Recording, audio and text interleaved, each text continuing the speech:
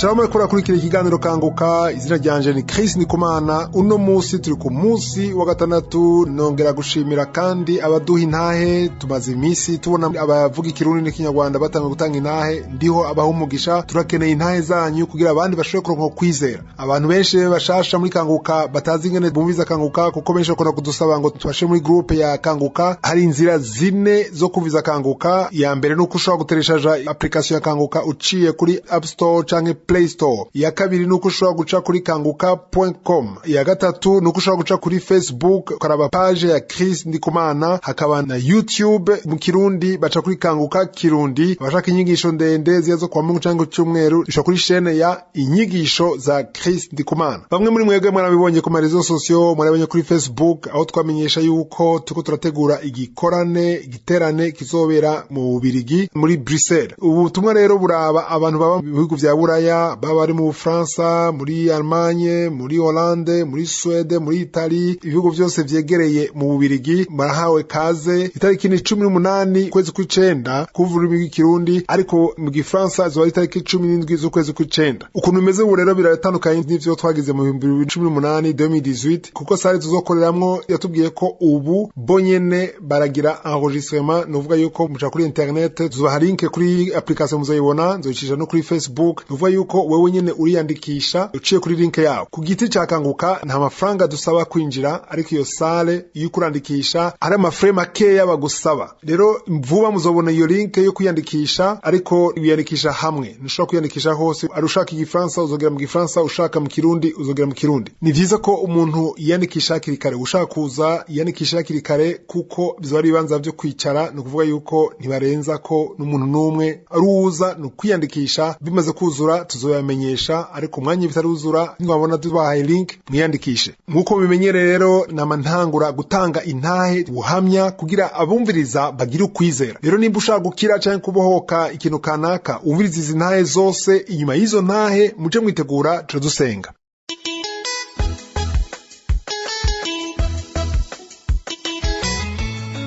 Peuple de Dieu, Shalom.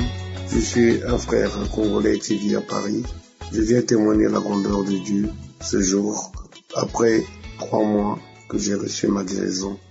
Je vivais, ça fait des années je vivais, et je ne savais pas que non, j'étais possédé par un esprit qui était en moi, qui me dirigeait en tout. Bwoko bw'Imana Shalom, ndi mwene data w'umukongore abaye Paris. Nje gushingira intahe ubukuru bw'Imana uno musi inyuma y'amezi 3 ndonse ugukira kwanje. Nari maze imyaka myinshi mbayeho, sinari nzi ko nari posede, ko ninjiwemwe n'impwemu mbi yari muri jewe yandongora muri vyose. Hari ibintu vyinshi vyambako ariko sinavyibaza, ariko igihe cose naba ndiko ndatambuka narumva hari ikintu kindimwo, ariko nama nibwira ko atari vyo. Sinari nzi na gato vyambako, kuko n'igihe cose naba ndi ku kazi aho nakorera nama numva impwemu yangenderamwo yari ndimwo. Igihe cose iyo mpwemu mbi yari mu mubiri wanje yari kumwe nanje, yigaragaza mu ndwara canke ikigaragaza mu bubabare runaka. Umuryango wacu umpamagara kugira ngende muhira, bampamagara bambwira bati ingo nakaragwaye. Hanyuma maze gushika yaba ari nko ku bitaro canke ngiye kumuraba muhira, ubwo nyene uwo muntu yacakira. Hanyuma nanje nibaza ashaka kumenya ivyaba vyabaye, sinabitahura. Igihe cose bampamagara uwo muntu yacakira burundu. Hari umunsi umwe kuwa gatandatu, hari kanguka yo kuwa gatandatu, nkuko vyama mama w'umugenzi wanje yari yamenyesheje kanguka, yari yarandungikiye audio ya kanguka, yarandungikiye iyindi audio. Hanyuma uyo munsi wa gatandatu sinashatse kumviriza. Hanyuma dimanche kuw'Imana naho nyene sinashatse kumviriza. Hategerezwa kuba ari kuwa mbere umunsi ntakora akazi.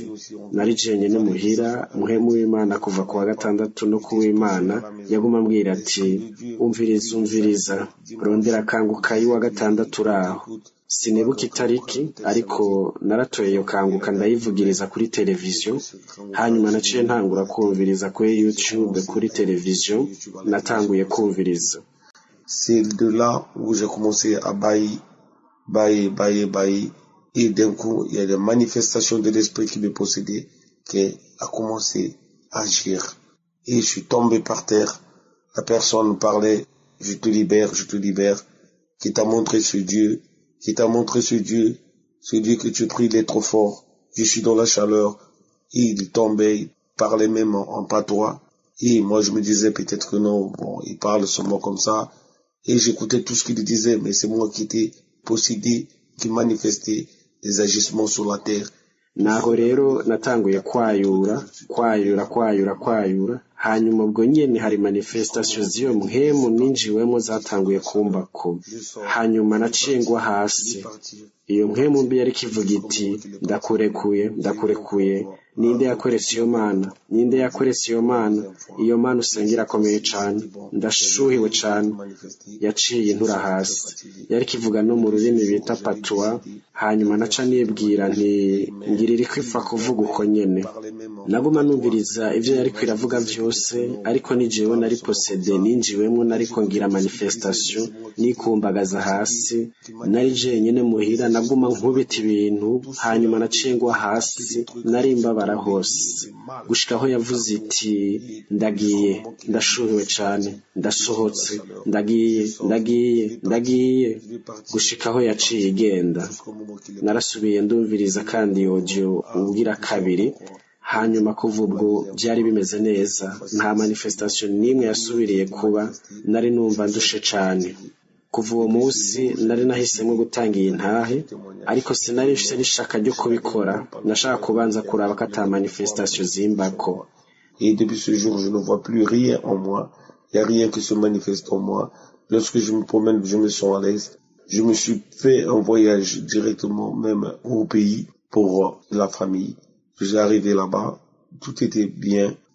Je viens témoigner la grandeur de Dieu aujourd'hui.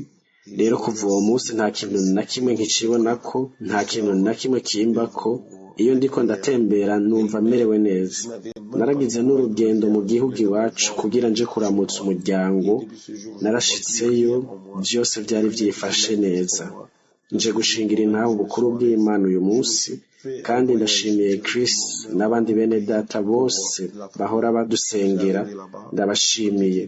Shalom, iyo yari intahe yanje. Amen. Et je remercie Chris et toutes les frères et sœurs. Je vous remercie.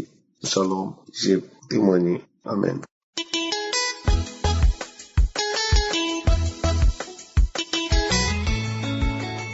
Shalom bene data sangiye groupe ya Kanguka ndabaramukije mu gitondo Imana iranshoje gushinga intahe ivyo Imana yankoreye ibintu bidasanzwe yarampaye agakiza ku buntu narihebuye narakomeza mu cyaha nibaza ko n'Imana idashaka kumbabarira narabona ko Satani idashaka kunyakira mu ijuru hoho navuga ati haruzuye nta n'ikibanza kikiriyo hakomeza mu cyaha inzoga ubusambanyi ibiki yani nabona ko aribwo buzima bwo mu isi nzahereza ndahura n'amageragezo menshi mu ngwara ndagwara amafigo ndagwara umugongo ndagwara umutwe udashira ndagwara sida iransizikaza bimwe biteye ubwoba muri 2016 nararonse Kanguka ndayumviriza naguma numviriza intahe nkumva ko nishizemo ko ndanje ishobora kumfasha ngakira izo ngwara afite no kwivuza nivyo nashobora kumva ingwara zari nyinshi navuga ati none ndahera kuyimereze kuyihe amafaranga ntayahari nari narihebuye kabisa bidasanzwe ariko narasenze Imana ndasenga muri Kanguka yaje nk'igisubizo Imana iturungikira ku isi nayiboneyemo agakiza ndayikiriramo izo ngwara zose ndababwira bene data ubu nta nimwe ngwaye narakize zose narimfashe imiti imyaka irenga nka 18 gutyo ariko ubu barapimye barasanga ati ntabwo bigeze warasida uroko igitangazo gikomeye cyane rwose Imana yumve ko shimye Imana yumve ko kweli hari abakiboshwe bakibaza nkuko nibaza bakibaza ko sida idakira mu ijuru ibibanza vyuzuye urumva birateranya ubwoba birateranya gahinda ariko urumva na Jesse novuga ngo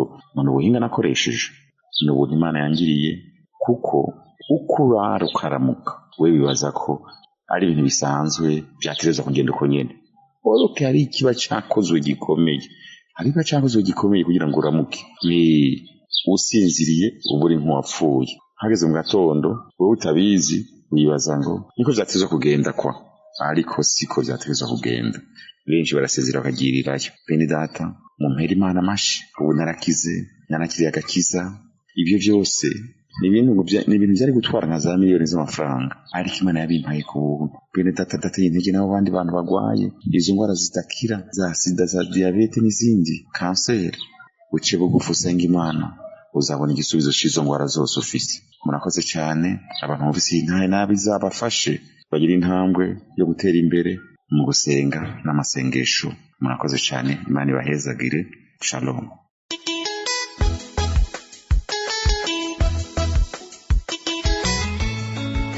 Shalom shalom ndabaramukije mwese izina rya Kristo umwami wacu bikano kanya nshaka gufata umwanya wo gushima Imana ku bitangaza n'imirimo myiza Imana yankoreye kandi nongera imbere y'avuse nsaba imbabazi Imana ko naratevye gushima kandi nari narasezeranye ko nzoshima muri kanguka ariko sinabikora kandi mbabarire ko intaye yari gufasha benshi muri 2017 mu 2017 hari igihugu nari ndimwo bantoye kanseri yo mw'ibere mw'ico gihe ntivyakunze ko nca nivuza ico gihe naciye ndondera ibintu vyo kuja kwivuza hanze igihugu ca mbere turondeyemwo turabura hama ikindi gihugu turaronka rero jewe intahe yamfashije cane hariho umukobwa yashinze intahe mw'ico gihe muri 2017 ashima Imana ngene Imana yakijije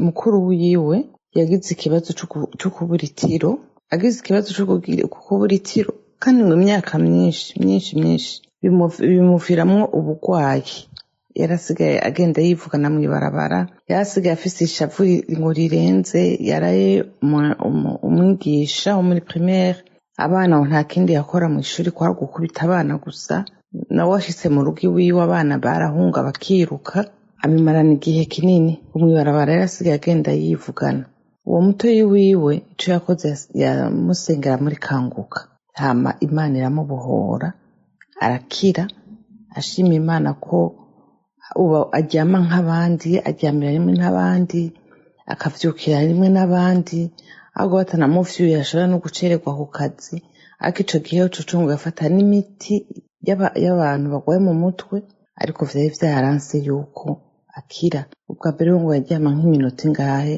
hama agaca avyuka bikaba birangiye iyo ntaye yaramfashije vyaranse nuko ni intaye iheze vyaranse ko je nisengera nararize cane nagize umunezero nakundira kubera umunezero kubwo muntu ndarira gose kubw'umunezero hama natwe twagumye dusenga nsengera gukira ndatura gukira hari muri 2019 Imana yarankijije ico gihe basanze mfise iyo mw'ibere mu mabere yose hamwe n'amagufa hariho parti yo mu mugongo ariko Imana ishimwe gose Imana ishimwe cane mu kw'icumi muri 2019 nyene barangiriye examen kuraba vyose baca basanga nta kintu na kimwe gisigaye narakize ndashima Imana cane nongera nsaba imbabazi ko naratevye Imana imbabarire cane intahe nari narayishinze mu ma eglise atandukanye n'abantu nkabashingira intahe nibajije ngo narangije gushima Imana satani aransamaza nguma mbona ko nabirangije ariko anyibagiza yuko navuze ko nzoshima Imana muri kanguka rero nongera gushima kuko mpwemu yaranyibukije ko ntashinze intahe yaranyibukije ejo ko ntashinze intahe muri kanguka Imana imbabarire cane kandi ashima Imana ko mpiguye umuhigo Imana ibahezagire cane mwese hamwe na groupe yose madamu n'abana murakoze cane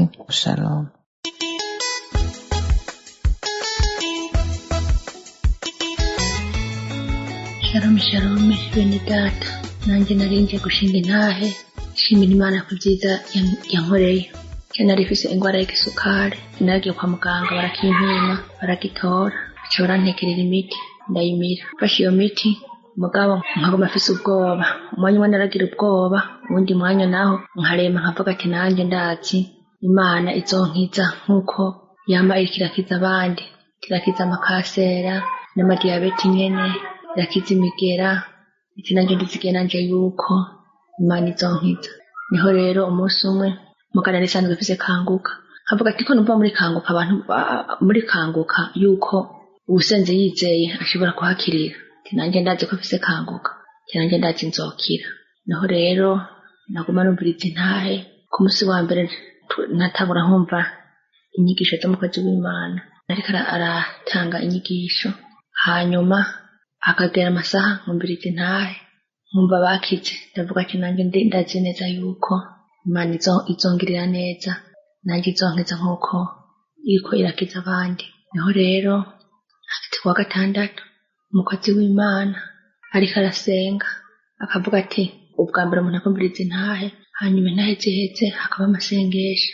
Niho rero umukozi w'Imana yavuga ati hari abamama babiri bakize diyabete ntibakire gukira.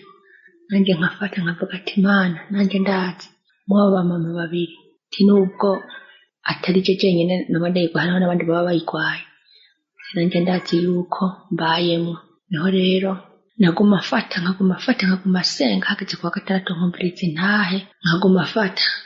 Niho rero akama numva kenshi yavuze ati hari abantu bakize diyabete ntibakire gukira. Nanjye nkumva yuko bamusingiza akanyamuneza kenshi nkiyumvira ati none Imana nanjye noba mwabo bakize ndimo.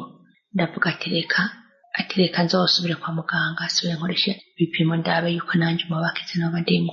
Niho rero nakisubira kwa muganga subiye kwa muganga barambwira ati wewe nta diyabete urwaye. Ndavuga ati nta diyabete ndwaye bipimo byerekanye yuko watadiyabete urwaye. Nukuri narashimye ndashima ndatamba ndanezerwa ndavuga ati Imana nanjye warankijije nukuri ndumva ko nezerewe cyane. Mugabo ndabwira muganga ati ibipimo byawe ngira ngo ntibikora neza. Muganga ati jewe igipimo nakoresheje cyerekanye yuko atadiyabete urwaye. Niho nacegenda ahandi hantu kuri ndi vuriro ndagirisha ibipimo barambwira ati warakize nta diyabete ufise. Rero nukuri ndashimira Imana yoyo yankijije ciye muri kanguka nkongera nkatera n'intege abagifasha bandanye bafasha. Turafise Imana muri kanguka yama iriko irabona ingwara zacu hanyuma ikadukiza. Uyu munsi rero fasha umwanya kugira ngo mbanze ntange iyi ntahe y'ingwara nakize. Rero Imana ihezagira umukozi w'Imana Kristo Ndikumana yama adusengera atatuzi n'abandanije rero bagifata bandanye bafata bizigira yuko Imana ari mushobora byose atakinanira Imana yuko ingwara zose zananiye abaganga yuko Imana ishobora kuzikiza. Nahe yanje hariyo. Shalom.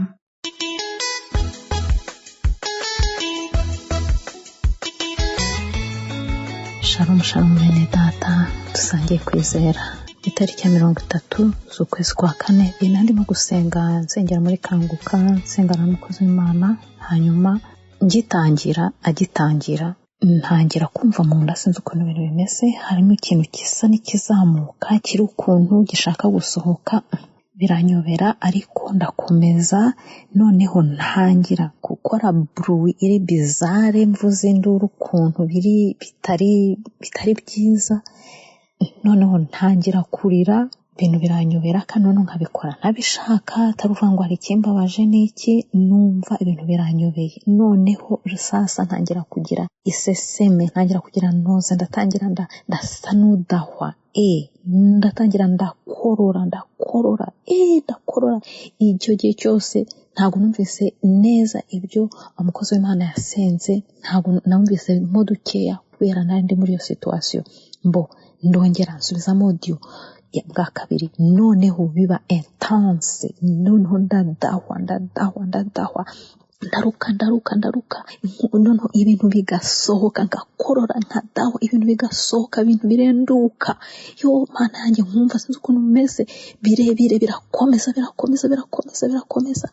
bigera vers la fin umukozi w'Imana aragiye kurangiza gusenga numva mbaye muzima numva ngarutse mu bwenge ndibaza ibintu ni ibiki mana yanjye ariko numva hari ikintu gikoretse numva ko hari ikintu Imana ikoze muri njyewe hanyuma nsubizamo audio bwa gatatu kugira ngo numve neza noneho nta manifestation n'imwe byaheze byarangiye nuko hagati numva aho yari yavuze ati hari abantu babiri barimo kudahwa ubu ngubu ati ni imyuka mibi n'imigozi yari baboshye ibyo byose ni imyuka mibi irimo guhunga n'imigozi yari baboshye birimo gucika ndavuga nti yo kumbe yari njyewe wari watangiye memo de bisi numva ibyo byose yavugaga ni njyewe Imana yari yarokarije ni njyewe Imana yavugaga ni njyewe Imana yari yagendereye ntabizi bene data nari njyewe ndi umukristo maze igihe kinini nsenga narakijijwe nakiriye agakiza nsoma ijambo ntabwo nari narigeze ntekereza ko njyewe mfite imyuka mibi cyangwa mfite amashene mfite imigozi yari imboshye ari umuntu igihe umuntu tugasenga twumva ko bimeze neza n'iki byose njyewe nasengeraga ibindi byose uretse ibyo ngibyo kuko numvaga ko nta kibazo mfite cy'imyuka mibi bene data ndagira ngo mbankuraje ngo twegere Imana dufite umutima uciye bugufi tuvuge ngo Mana ubushake bwawe bari bwo buba Imana njyewe yankejeje ibi bintu ndayishima cyane ndashima Imana ko yankuye muri iyo migozi yaciye iyo migozi yari imboshye njyewe ntarigeze menya Imana yankoreye deliverance iciye migozi imbohora iyo myuka mibi mvanamo iyo myuka mibi iragenda njyewe ntabwo nari mbizi ko nyifite ariko Imana yabonye ko bikeneye kugiye nk'iki haleluya ndashima Imana rero icyubahiro cyose ni icyayo kandi nankuraje buri wese dukomeze twizere dufate niba wumva n'ikintu kitagenda utazi n'icyo usengera ariko wizeye fata nk'uko ajya avuga ati fata ku mutima hafate Imana izagenda ikore wowe ibyo utanatekerezaga ko wari ubikeneye kandi ubikeneye ndashima Imana rero kubyikoze kandi nshima n'abantu bose batanga intahe zabo zigatuma natwe tuzamura kwizera kandi ndashima Chris Ndikumana na Kanguka n'abamufasha bose na famiye ye n'ukuri Imana ibahezagire Imana ibakomeze Imana ibahe imbaraga zidasanzwe ubwami bw'Imana bukomeze kwaguka ibihe byose amen haleluya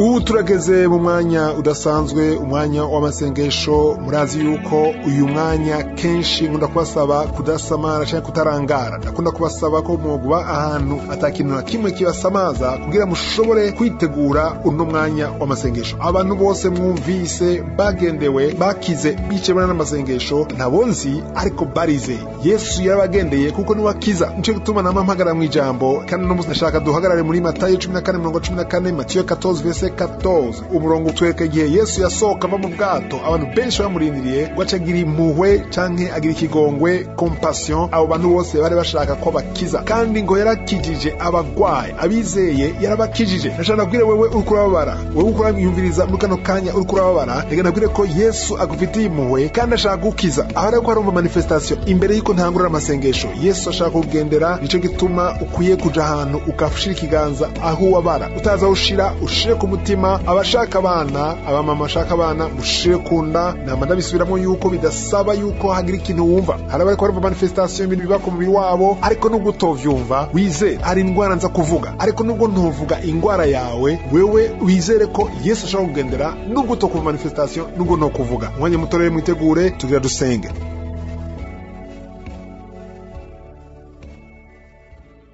urakoze data uri mu ijuru, mana ya Abrahamu, ya Isaka, ya Yakobo. Turagushima kuri ndiho, turagushima ku bitangaza twumvise, turagushima kuri El Shaddai. Ibidashobokera n'abantu biragushobokera. Urakoze ku mbabazi zawe, imbabazi zawe zamaho ibihe bidashira. Twumvise intahe, twumvise ababohotse, twumvise abakize kubera ubushobozi, imbabazi zawe, urukundo rwawe. Ndagushima ku bantu bamaze gukira muri ano masengesho, ndagushima ku bana bavutse muri ano masengesho. Ndasengeye umwana wese yavutse biciye muri ano masengesho mu izina rya Yesu. Ndasengeye abadamu bafise abana mu nda, wowe ufise umwana mu nda, shira ikiganza ku nda muri kano kanya. Datuye ubuzima kuri uwo mwana mu izina rya Yesu Kristo. Ndasambuye ikintu cyose Satani ashobora kuba yateze. Urakoze Mana kuri Mana nziza, wowe uravuga bikaba, urategeka n'ibitabaho bikabaho. Uriya muntu akora imisonga ku kitugu, kuri epole droit, kuva ntawe gusenga wumva imisonga ku kitugu iburyo, kumiza w'ikiganza. Yesu ariko aragukiza. Urakoze kuri deliverance ziko ziraba, urakoze ku bantu bako barabohoka, urakoze kuri ya muntu aboshwe, yaboshwe n'inzoga, yaboshwe n'akaboregwe n'ubusinzi, iyo mpwemo, iyo mwuka wa alcoholisme uhunge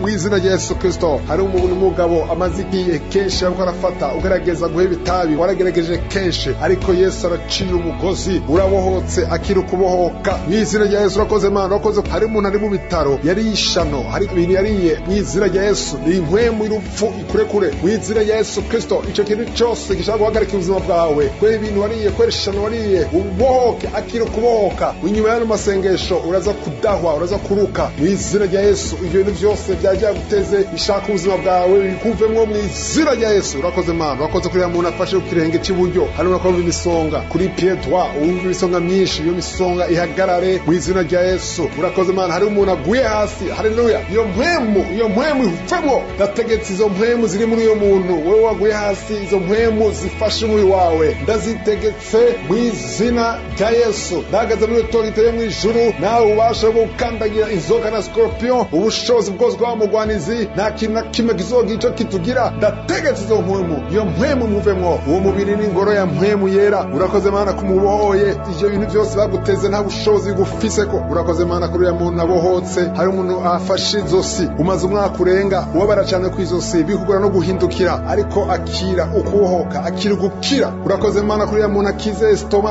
Hari umuntu arwaye estoma, mu izina rya Yesu izere ko ukize, ugumize ukuboko kunda estoma, umushishito cyangwa igifu, mu izina rya Yesu. Bari baguteguye kuzokubaga, ariko Yesu yakubohoye. Urakoze Mana kumukijije. Hari umusore akize sida, umusore afite sida, yavukanye sida, uwo mugera wa sida, Yesu aragukijije. Onodo Jezi waravukanye, ariko Yesu aragukijije. Urakoze Mana ku bantu bagira neza. Urakoze ko ari abadamu bafashe kunda, umudamu wese afashe kunda ashaka umwana, izere, uburakanwa, ushime ko umaze gusama, ushime ku bana amajana bamaze kuvuka muri kanguka. Nawe we n'uwawe arimwo, Yesu aragufitiye umugambi. Wowe umaze imyaka 8, izere ko Yesu agugendeye. Wowe umaze imyaka 6, izere, uburakanwa. Wowe umaze imyaka 12 utarasama n'umunsi n'umwe, Yesu yakugendeye. Ari umudamu yamaze kuvyara, umwana nta kwezi aramara, ariko umwana ari mu bitaro, kandi baguca intege. Inkuru zose wumva ziguca intege, ndatuye ubuzima kuri uyo mwana. Urakoze Mana kumugire neza. Urakoze, ndategetse iyo mpwemu y'urupfu,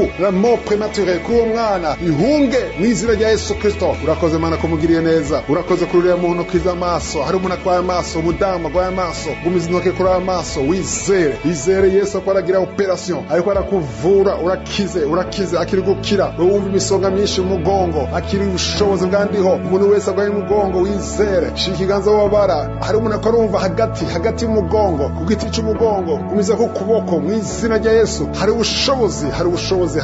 Urakoze Mana kuri deliverance ko ziraba. Urakoze Mana kuri uyu muntu ugiriye neza. Haleluya. Hari umudamu aguma ava amaraso, aguma asenya, amaze igihe kinini uguma ava amaraso, ushobora kugira anemi. Izere, ndavuze amaraso ahagarare mu izina rya Yesu. Amaraso ahagarare, ugire mu butinyanka nk'uko bisanzwe mu izina rya Yesu. Iyo senyema ihagarare mu izina rya Yesu. Urakoze Mana, urakoze ku bushobozi, urakoze ku bantu kuragendera. Urakoze kuri uyu muntu akize constipation, amaze imyaka myinshi nka 20 ufite constipation. Umuntu afite ibiganza, hari umuntu afite ibiganza bimwe bijugumira bitetemeka. Yesu aguhe equilibre. Urakoze Mana kumugirire. Urakoze kuri uyu muntu akize. Hari umuntu afite umusonga mubabaza ku buryo witekeye ahantu hose wama witekeye wifutse ariko Yesu aragukijije ari umudamu afashe munsi y'ibere ry'iburyo urusonga uhagarare mu izina rya Yesu. Urakoze Mana, urakoze ko abantu babiri bakize hypertension bakirwa ubushobozi bwandiho bufise ikibazo cya infection urinaire bizere ko kize bufise noze hari abantu bakarumva noze bumva ashaka kudahwa bumva iseseme Yesu akora wahora ro deliverance ukiraba ufise umwana agwaye bronchite akiri igitangaza cyawe umwana amaze gukura ariko vyanse ko avuga njambo na rimwe Yesu akubohoye ugiye gutangura kuvuga. Urakoze Mana, urakoze ko munakize diabete bugwaye diabete izere wumva imisonga mu gutwi izere ubushobozi bwandiho hari umuntu aguma turimibe kuva ntangura Yesu akora kubohora n'ubundi aguma agira amagazi Yesu akora cy'imigozi hari imigozi ya karande ikwira cika mu kano kanya hari umuntu agwaye ari mu bitaro ari muri soins intensive izere ko Yesu amukijije umuntu wawe uko asengera umuntu agwaye cyane ariko umuntu azova mu bitaro ari muzima. Urakoze Mana ku bushobozi hari impwemu nyinshi ko zirahunga impwemu z'ubusambanyi ziko zirahunga impwemu za pornography ziko zirahunga impwemu zo kwisambanya zihunga ubushobozi bwandiho. Urakoze kuri deliverance wowe ufashe ku ivi izere ko iryo vi ryawe yikize wowe ufashe kuri bas ventre umukobwa afashe kuri bas ventre izere ubushobozi iyo infection urinaire ihagarare mu izina rya Yesu. Urakoze Mana ku bantu ukijije sishobora kuvuga ingwara zose nubwo utokumva nakuvuze nubwo utokumva manifestation ariko twese mwe dushime ubushobozi bwandiho icyubahiro cyose kibi cyawe Mana. Urakoze ko ntaye tugiye kumva icyubahiro no kuganza byamara byawe ibihe byose mu izina rya Yesu dusenze twizera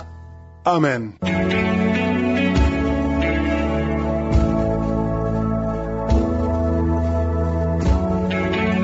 umuntu azobona ibimenyetso bigaragaza ko yakize canke akaba ashaka kwakira umwami Yesu kugira aronke ubugingo budashira ushobora guhamagara ku gasaraba 256 781 377 337 plus 256 781 377 337.